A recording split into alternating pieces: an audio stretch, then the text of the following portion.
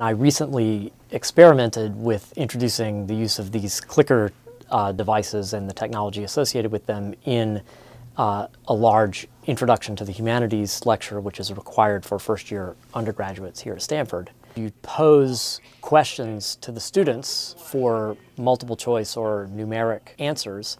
The students can then answer the questions by keying in on this radio transmitting device, and the answers can be received and then presented in graphical form effectively immediately to the students.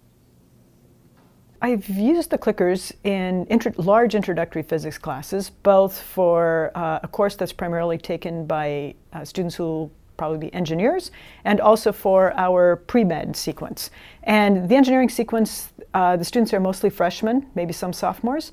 The other sequence tends to be more juniors and seniors. And so I really use them in a broad range of large lecture classes. Actually, I'll be honest, I was very skeptical at first. I thought this was a gimmick and that it wouldn't necessarily improve the effectiveness of my teaching or the effectiveness of the learning of the students.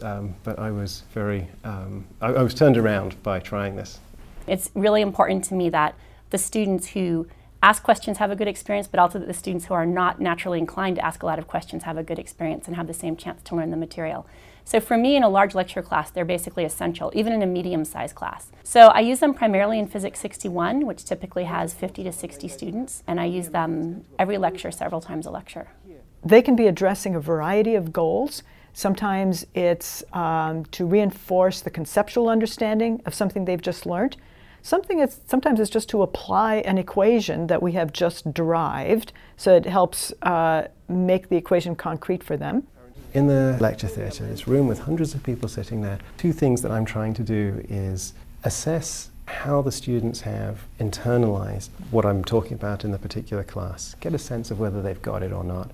And the other thing I'm trying to do is draw them into the intellectual endeavour so that they're not sitting separate from this, but they're really part of the process. They're really learning it. The clickers are very good for understanding basic ideas and concepts, and they come at a cost in terms of the context and coverage side of the class.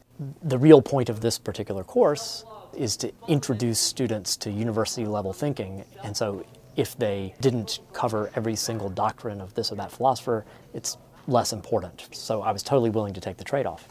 I'll lecture on a given concept for 10 to 20 minutes, depending on how sophisticated the concept is, and then I'll stop and I'll give 1 to 3 clicker questions.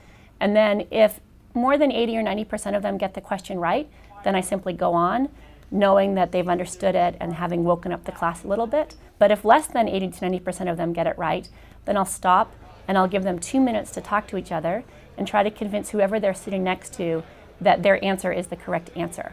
Then during that period, I usually walk around the classroom a little bit and sometimes engage in discussion with them, and they actually usually engage really quickly.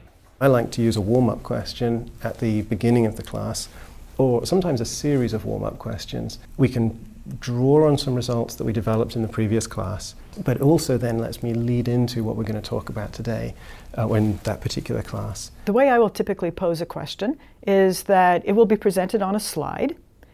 I go through the question, make sure that the students understand what I'm asking, and then with the software, I tell them that I will start the timer. Typically, I'll give them 2 minutes, but I'm not going to actually start the timer until I hear a buzz of conversation. So what I encourage them to do is for the first 20 seconds or so after I've stopped talking, let them just think about it themselves. Then turn to their neighbor and discuss what they think the response is. And when they agree on a response, that's when they put the response in. And they learn very quickly that I am not going to start the timer until they start this conversation. Then I use the software to display a histogram of how many students chose each response. You have an option of showing that to the students or not. I always do. The students who were not at the top of the class and who found the material challenging, it was for those students there was a noticeable improvement in this conceptual ability. Time that you spend doing clickers is time that you don't spend lecturing.